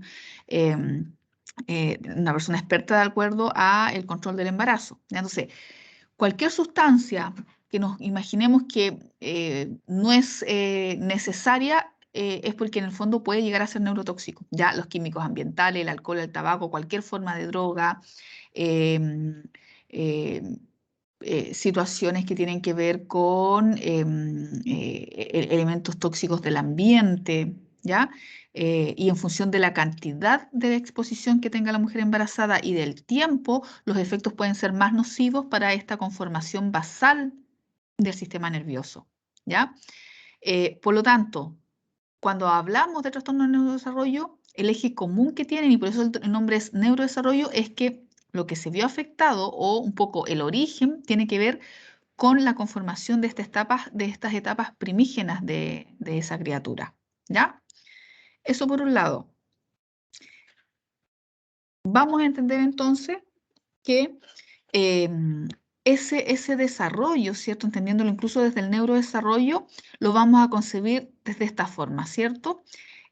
Parte desde que hay una fecundación, ¿cierto? Y todo lo que ocurre en ese proceso, como lo comentaba yo, a grandes rasgos, ¿cierto? Porque también podríamos tener toda una clase, de hecho, los médicos tienen ramos completos de embriología, ¿cierto? Uno, por lo general, a veces, sobre todo cuando vemos TEA en posgrado, por ejemplo, uno se mete a aspectos neurobiológicos, todo lo que pasa de manera más específica en esta etapa, ya para entender, porque después aparecen ciertos síntomas, ¿ya? Pero no es lo que nos corresponde a nosotros en estos contenidos, ¿cierto? Tan específicos en la parte neural, pero entendiendo lo que, claro, que parte desde ahí, ¿ya? Y desde ahí inclusive entendiendo el aporte genético que pueden hacer, ¿cierto? Los varones a partir de los espermatozoides y las mujeres a partir de los óvulos, ¿cierto? Ya esa carga genética en ese cruce puede que aparezcan algún tipo de mutaciones, o puede que un papá o una mamá sea portador de algún tipo de mutación latente, que en el hijo luego aparece de manera dominante, ¿cierto? Se expresa, o alguna alteración que viene a nivel genético dominante, y eso sí o sí se expresa en un hijo, ¿cierto? Aunque solo uno de los papás lo tenga, ¿cierto? Y ahí también hay todo un campo que hoy día se sabe cada vez más sobre síndromes genéticos particulares. Ya pensemos que, por ejemplo, por el año la década del 80, más o menos 1984, 1985, se sabía muy poco de síndrome genético porque no estaba la medicina avanzada como está ahora, ¿ya? Por ahí se conocía esto que es más reconocido, que es el síndrome de Down, ¿ya? Pero hoy día ha habido un conocimiento exponencial a partir de síndromes genéticos. Se sabe específicamente sobre la genética, sobre los genes que están alterados y que las causan, o sobre mutaciones específicas a nivel genético que está asociado a distintos síndromes, ¿ya? No solamente el síndrome de Down, el síndrome de Rett, el síndrome de Prader-Williams, o sea, el síndrome de Williams, el otro es Prader-Williams, el síndrome de Dictuchat, ya hay un montón de síndromes que se han descrito y que ya están reconocidos, ¿ya? Y que también lo que tienen en común es que muchos generan afectación incluso en la morfología corporal o facial, ¿ya? Se acompañan muchos con enfermedades médicas general, de hecho las enfermedades comunes, que también está asociada a que hay etapas embrionarias muy concretas que se afectan. Por ejemplo, es común en el síndrome de Down y también en otros síndromes que además de alteraciones cognitivas y de otras enfermedades, tengan alteración cardíaca. De hecho, una patología común en los chicos con síndrome de Down es que muchas veces mueren jóvenes porque tienen afectaciones cardíacas. ¿Y qué pasaba ahí? Bueno, también una etapa crítica durante el desarrollo embrionario es la formación del corazón, ¿cierto? Todo lo que luego va a dar origen al funcionamiento del sistema cardíaco, ¿ya? Entonces, muchos de esos ¿Profe? síntomas, sí, Sí, en eso tiene razón de las afecciones cardíacas que sufren los niños con síndrome de Down. Mi tía tiene 43 años y ella ya su funcionamiento es como de una abuelita de 70 años. sí, Y el médico en etapa tardía le detectó Parkinson White, que es una enfermedad cardíaca por el ritmo cardíaco. mm, Entonces él nos comentaba de que, claro, ella dentro de los remedios que toma, el mm, ácido valproico es uno de los que puede alterarle un poco el ritmo cardíaco cuando está durmiendo. claro, Entonces, en eso que él comentaba de que había que tener bastante cuidado, mm, pero muchas de estas afecciones, sobre todo en años, póngase usted cuando ella nació, no se lo habían detectado, pues eso es de mm, nacimiento. sí, Entonces es sí, complicado, pero hoy en día eso ya se puede detectar, pues es más fácil, por exacto. decirlo así. Y se conoce mucho más, lo mismo que estás comentando tú, po, ¿ya? Hoy día se sabe mucho más. Por allá por la década del 80 o anterior a eso, eran cosas muy, muy desconocidas. No había mucha comprensión ni desde la parte médica propiamente tal, ¿ya? No, ni tanto. Entonces, vamos a entender que puede ser desde ahí o puede ser algún elemento ambiental que afectó el embarazo y luego ya cuando ese niño nace, ¿cierto? Cada vez vamos entendiendo, ya desde una esfera un poco más psicosocial, pero también de aspecto biológico, porque también hay situaciones que pueden afectar desde el medio ambiente propiamente tal, pero también pueden tener una afectación directa, ¿ya? Nosotros los psicólogos tenemos siempre muy palpable, ¿cierto? La influencia ambiental, los vínculos tempranos, la crianza, la experiencia en la escuela, ¿cierto? Pero también hay otras situaciones que pueden afectar ya de manera como más visible, ¿cierto? Es más visible esta línea efecto tipo causalidad, ¿cierto? Es más lineal. Por ejemplo, cuando un chiquitito se me cae a la piscina, ¿ya?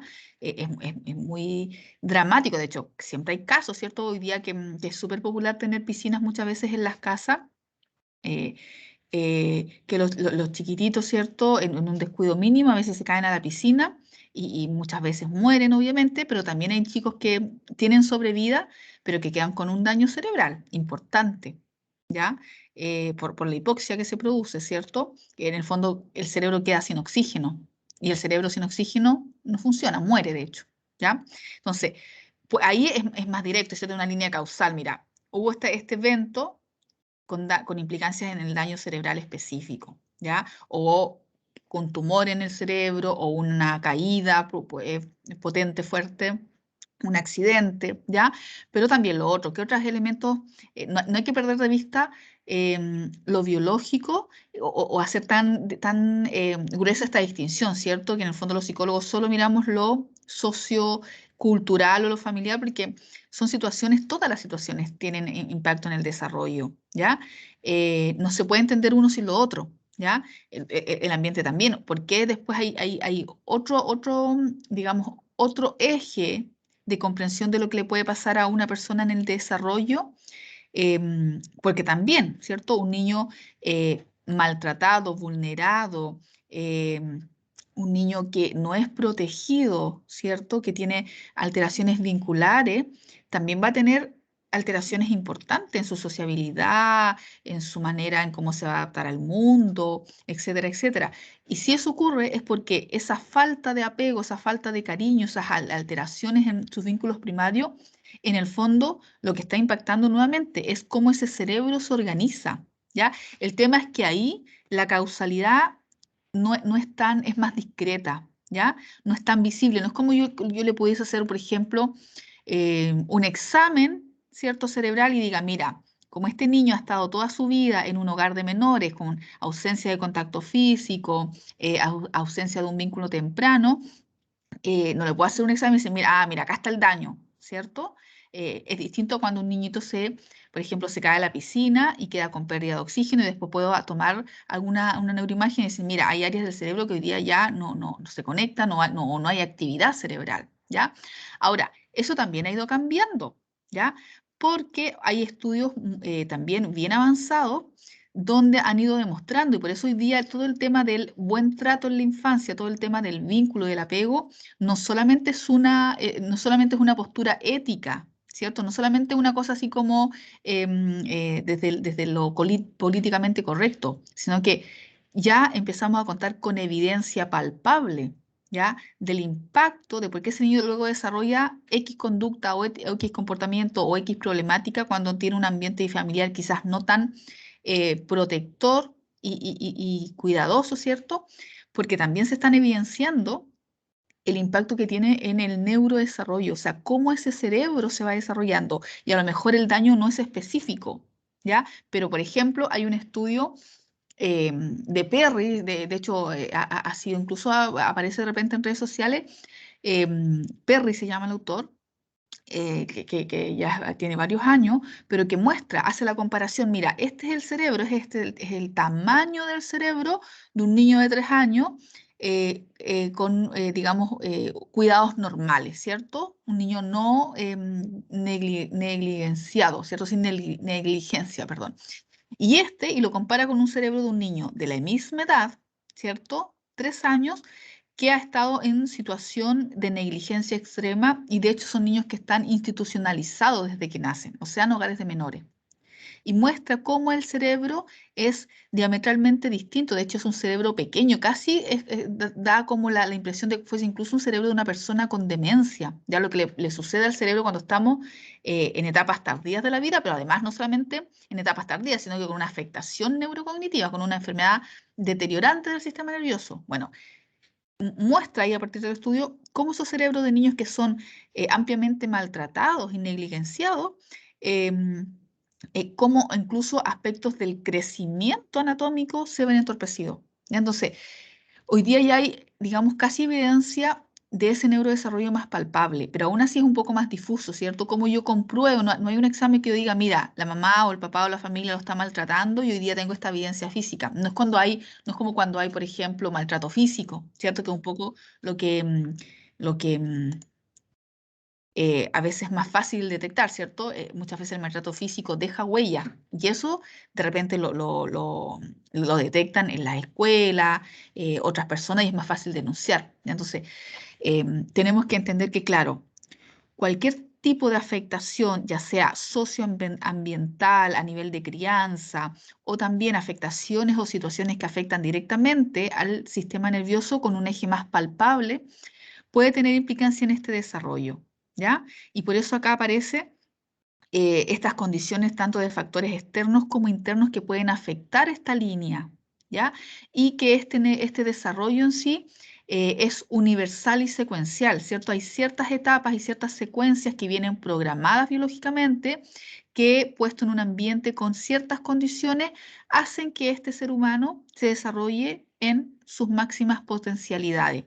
Obviamente con diferencias, pero con una situación en el fondo como estándar, ¿cierto? Si yo le pongo a este bebé una familia o por lo menos un cuidador que lo alimente, que lo proteja, que lo quiera, que le entregue amor, que además, ¿cierto?, no sea expuesto a situaciones que pueden dañar de manera directa el sistema nervioso, probablemente esa persona, ese niño va a ir creciendo y va a ir pudiendo en el fondo demostrar o gestar, ¿cierto?, todo su desarrollo físico y cognitivo, porque eso viene programado biológicamente. Y si yo le entrego las condiciones mínimas necesarias, la biología va a hacer lo que hace con la mayoría de nosotros, por cierto, incluso teniendo algunos factores de riesgo.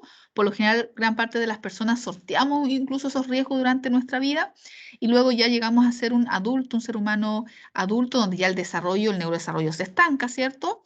Y entramos como en una meseta y ya después, de ahí en adelante, ¿cierto? 40, 50, 60 años, ya después, más que desarrollo, es como una especie de involución, ¿cierto? Uno empieza ya como en la curva descendente, ¿ya? Y la característica también que tiene, chicos, es que es universal, ¿ya? Estas condiciones que vienen en el fondo predefinidas biológicamente para que ocurran de una determinada manera cuando el ambiente lo propicia, es universal, ¿ya? Aquí no hay, en el sentido de que en el fondo cualquier especie, cualquier ser humano, ¿cierto? Cualquier ser de nuestra especie que haya nacido en China, en Estados Unidos, en Colombia, en Chile, en una comunidad indígena, tiene las mismas características, la misma, en el fondo, la misma programación biológica para poder gestar ese desarrollo, ¿ya? Y las variantes luego se van a dar a partir del eje cultural, ¿cierto? El ambiente, la familia y la cultura que pueden en el fondo luego diferenciar en aspectos culturales, en aspectos biográficos, en aspectos de intereses, de personalidades, ¿cierto? Pero por mucha cultura, ¿cierto? A nosotros no nos va a salir un dedo de más, ¿cierto? Por mucha estimulación que tengamos, por ejemplo, no sé, alguien que es muy deportista, claro, a lo mejor va a tener mejor desarrollo físico, pero tampoco es que se va a crecer y va a ser una persona de 4 metros, ¿ya? De hecho, cuando ocurren esas situaciones, por lo general obedecen más bien a una situación de tipo genético, ¿cierto? Una hormona que se secreta de más o que se secreta de menos, ¿cierto? Y ahí tenemos ya particularidades digamos, de una esfera más bien que se alejan de esta regla general asociada al desarrollo, que es más bien universal y es común para todos los seres humanos, ¿ya? Y a partir de eso, chicos, vamos a entender que a pesar de que esta concepción actual del desarrollo y del neurodesarrollo tiene esas particularidades y tiene como estas bases esenciales, lo que vamos a entender también de que hoy día la concepción de desarrollo en la infancia más bien alude a una concepción de trayectorias del desarrollo, ¿ya? Que es un concepto que aparece en otra autora muy importante en estos ámbitos, que es la Annette Karmiloff-Smith, que hace aportes importantes a la comprensión del desarrollo infantil y que de hecho los aportes que hacen autoras como ella y otras personas más contemporáneas en el estudio del desarrollo infantil, em, donde, por ejemplo, entre las cosas importantes que hacen es debatir y cuestionar y en el fondo dejan como obsoleto teorías clásicas del desarrollo que por lo general uno las estudia en pregrado. Por ejemplo, queda obsoleta todo lo que se concibe desde la teoría del desarrollo de Piaget, por ejemplo, todo el desarrollo cognitivo en función de estadios, como lo propuso Piaget, que en su momento histórico fueron un gran aporte, ¿cierto? Fue toda una visibilización y una relevancia respecto al desarrollo infantil y al desarrollo cognitivo infantil, cómo íbamos avanzando desde estadios o etapas iniciales, desde habilidades psicomotrices a ir avanzando a habilidades más superiores, ¿cierto? Y si yo no tenía totalmente desarrolladas ciertas habilidades de una etapa anterior, era muy dificultoso o casi imposible desarrollar habilidades de índole superior, ¿cierto? Por ejemplo, y él lo ancló además muy a nivel biológico asociado a las edades de los niños. Ya, por ejemplo, un niño, de acuerdo a los estadios de Piaget, muy chiquitito, no tenía habilidades o habilidades precursoras que hablaran del pensamiento lógico, por ejemplo, ¿ya? Y esa conceptualización estuvo muy presente. De hecho, por lo general la gente todavía piensa que esa teoría es una teoría como pertinente, Ya hoy día desde los teóricos del desarrollo, desde hace varias décadas ya, la teoría de Piaget se pasa en pregrado y es importante por los aportes que hizo en su momento y que nos abre paso a la comprensión inicial respecto del desarrollo. Pero hoy día más bien es considerada una teoría obsoleta. De hecho, se ha demostrado, si uno lo busca, se lo googlea, hay libros y hay papers que te muestran cómo la conceptualización del desarrollo en base a estadios, sobre todo desde la propuesta de Piaget, es errónea, ¿ya? Y ahí aparecen nuevos teóricos, nuevos aportes, entre ellas, por ejemplo, lo que hace Annette Carmilos Smith, donde más que estadios o etapas de desarrollo, hoy día estamos hablando de trayectorias del desarrollo, ¿ya? Y vamos a entender, de acuerdo a esto mismo, que algunas trayectorias obedecen a un desarrollo neurotípico, ¿ya? Que por lo general es la que tenemos gran parte de la población, ¿ya? Que en el fondo, a partir de la etapa de fecundación, ¿cierto? De este acto de fecundación, hay cargas genéticas que se transfieren, ¿cierto? Pero luego lo que sucede está programado. Si yo le doy a ese ser que está en crecimiento, que primero es un embrión, después un feto, después un niño recién nacido, después un infante, ¿cierto? Si no tiene ningún tipo de afectación, ¿cierto? En la línea más biológica y yo lo proveo de un ambiente más o menos sano, que le provee con unas condiciones mínimas para que se reproduzca esa programación biológica, o sea, que vaya creciendo, ¿ya?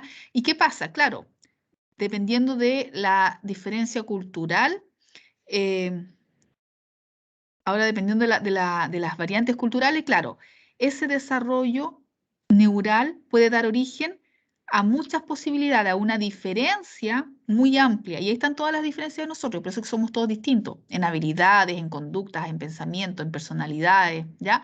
Pero todas, de alguna manera, en este neurodesarrollo típico, ¿cierto?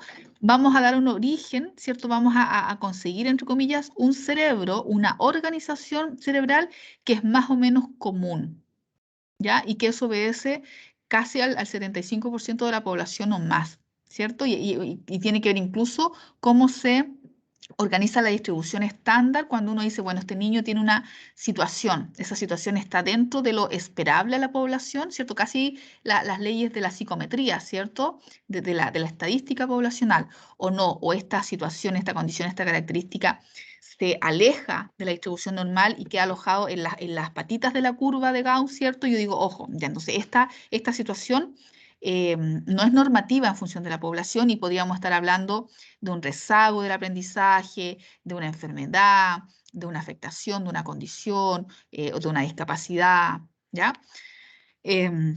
Por lo tanto, vamos a entender que acá existe una gran diversidad, pero que igual sigue obedeciendo a una formación cerebral neurotípica, que es la que tenemos la mayoría de la población. Pero esa trayectoria, ¿cierto? Estas múltiples trayectorias también puede dar origen a un desarrollo atípico, ya una trayectoria de desarrollo que es o sea, menos típica, por lo tanto se va a considerar atípica, ¿cierto? Y ahí entramos a hablar ya a este concepto que está siendo muy popular también hoy día, reconocer aquello más que como una enfermedad o un trastorno, ¿cierto? Como parte de la neurodiversidad, así como se han reconocido las diversidades sexuales, por ejemplo, como también hemos reconocido las diversidades étnicas, etcétera, etcétera, etcétera. Aquí ya también estamos hablando desde un lenguaje más inclusivo, reconocer estas neurodiversidades, ¿cierto? En donde estas trayectorias del desarrollo, debido a distintas causas, que un poco ya las hemos ido puntualizando, ¿cierto? Pueden ser genéticas, puede ser que efectivamente hubo una afectación, o puede ser que tiene que ver con temas más ambientales, ¿cierto? Genera un desarrollo cerebral que es más atípico. Y de ahí pueden devenir, ¿cierto?, algunas condiciones del neurodesarrollo, como el TDA, como el autismo, como un trastorno del aprendizaje, o algún otro tipo de condición, por ejemplo, si a nivel más bien de un síndrome específico, como el síndrome de Williams, ¿cierto? Lo que se va a conformar de manera distinta tiene que ver con esto, o sea, da origen a cerebros que son un poco más distintos a partir de la media, ¿ya? Y eso, en el fondo, son trayectorias distintas, ¿ya? Entonces, estos chicos, a grosso modo, ya, porque también todo un tema que uno podría estar haciendo, uno podría hacer una tesis de eso, ¿cierto? Y meterte en un tema, un tópico específico de lo que se está investigando, de lo que se sabe sobre la conceptualización de trayectorias del desarrollo. Pero solo una gran pincelada para que vayamos entendiendo todo un poco en qué está este tema hoy día, ¿cierto? Las conceptualizaciones más actuales, ¿ya? Bueno, y a partir de eso, ¿cierto? Y por aquí creo que me voy a ir deteniendo para hacer un break. A partir de esta comprensión, esta conceptualización actual, entendemos que dentro de este desarrollo atípico o incluso en un neurotípico, en una persona neurotípica, lo que vamos a tener, ¿cierto? A partir de ese cerebro, de esta masa biológica, lo que emerge es lo que eternamente hemos estudiado en psicología, ¿cierto? Emerge como una experiencia psíquica y conductual la mente, ¿ya? Y la mente, cuando nos referimos a la mente y los aspectos que se pueden y que se han ido estudiando en la mente, son los procesos cognitivos o procesos mentales o procesos psicológicos, como lo queramos entender de acuerdo a alguna conceptualización, pero emerge la mente a partir de procesos cognitivos que se han ido estudiando y que ya más o menos están reconocidos, ¿cierto? Algunos tienen más años de estudio, ¿cierto? Hay cosas que ya están archiestudiadas, que probablemente se van a seguir estudiando, pero hay cosas que están archiestudiadas y hay cosas que son, entre comillas, más novedosas, ¿ya? Por ejemplo, no sé, todo lo que se sabe en términos de desarrollo psicomotor o memoria, respecto a lo que se sabe hoy día sobre función ejecutiva, ¿ya? Por lo general, a pesar de que la conceptualización de función ejecutiva también ya lleva varias décadas, hoy día es muy popular, ¿cierto? Recién se está empezando como a capacitar y la gente está empezando, sobre todo los profesionales, estamos empezando a incorporar esto dentro de nuestras evaluaciones psicológicas, dentro de nuestra comprensión de un niño, de un paciente, etcétera, ¿ya? Pero hay áreas específicas que vamos a empezar a indagar que justamente guardan relación con estas áreas que, aquí me cuesta maniobrar un poco esto, que no estoy acostumbrada, sobre habilidades que se tienen que ir expresando dentro de esta trayectoria de desarrollo a partir de todas las variabilidades, pero hay elementos comunes que se tienen que ir manifestando, como el lenguaje a una determinada edad, como un hito psicomotriz, por ejemplo, que el niño aprenda la marcha, ¿ya? Y que estando acá igual presenta amplia variabilidad, ¿ya? Pero ahí nuevamente hay ciertos rangos de tiempo, hay ciertos hitos, ¿cierto? Que están estudiados a nivel universal en la raza humana, que si no se logran, uno después podría empezar a sospechar, tener como hipótesis, mira, a lo mejor acá estamos hablando de una trayectoria que es atípica, porque me está indicando a lo mejor que hay una esfera, hay un área, hay un hito del desarrollo que este niño no está adquiriendo o no está evidenciando, ¿ya? Y estas cosas, sobre todo en temprana infancia, chicos, son aspectos que se objetivizan, ¿ya? No queda, no es una evaluación así como que yo diga, mira, esto queda como un poco al juicio del evaluador. No, acá hay cosas que obedecen a mecanismos poblacionales que son universales, ¿ya?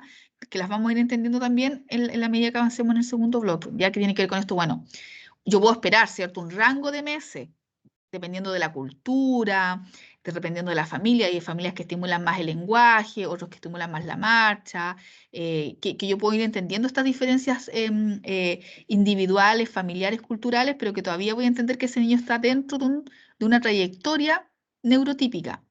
Pero ya si un niño tiene 3 años y no habla, y que está dentro del marco de una familia, ¿cierto? No un niño que haya estado solo en la selva y que no haya tenido contacto humano, un niño que nace en el contexto de una familia, que yo podría decir, sí, a lo mejor lo estimulan poco, ya, pero si a los 3 años ese niño no habla, eso es objetivo, ya no tiene que ver con un juicio subjetivo, no, o sea, hay hitos del desarrollo que son universales, que aluden a este set de habilidades, ¿ya? Que si se observan están rezagadas o retrasadas en la adquisición, hacen sospechar al tiro de una posible alteración, ya de una alteración o condición del neurodesarrollo que alude a este tipo de trayectoria, ¿ya? Y eso, más allá de la etiqueta o del juicio o de la valoración, es importante detectarla, ¿ya? Porque implican una condición de vida que puede ser sustancial para esa persona y para ese niño. ¿ya? Entonces, por ahí nos vamos a entrar de por qué en el fondo a veces uno dice, bueno, pero ¿por qué la etiqueta? Bueno, porque esas etiquetas implican una comprensión específica de la trayectoria de vida de ese niño y a lo mejor ese niño requiere prontamente intervención. Y es lo que hoy día se está haciendo a partir de todo lo que se conoce como atención o intervención temprana, ¿ya? Bien, vamos a dejarlo hasta ahí. Yo tengo las 10:40 en mi computador. Vamos a hacer el receso de la media hora y de ahí me conecto de nuevo y seguimos avanzando con los contenidos, ¿ya? ¿Alguna duda hasta acá, chicos? Ahora sí me escuchan, ¿cierto? ¿Y ahora volvemos, profesora? ¿No? ¿Sí se escucha, profe? Súper, ya. Ya, entonces, aquí tengo que, no sé si tengo que bajar esto, ya no sé. Ya, bueno, yo me quedo acá viendo, pero voy a dejar apagada la cámara y el micrófono y volvemos a las 11:10 más o menos, ¿ya? Bueno, profe. Ok. Dale, profe. Sí, la NET, sí, Felipe, es esa misma autora. De hecho, alguien que se quiera meter en tema de neurodesarrollo, sí o sí tiene que leer a la Annette Carmeloff-Smith. Bien, volvemos entonces en 30 minutos. Profe, pare la grabación. Ya, eso de veras, me había olvidado también.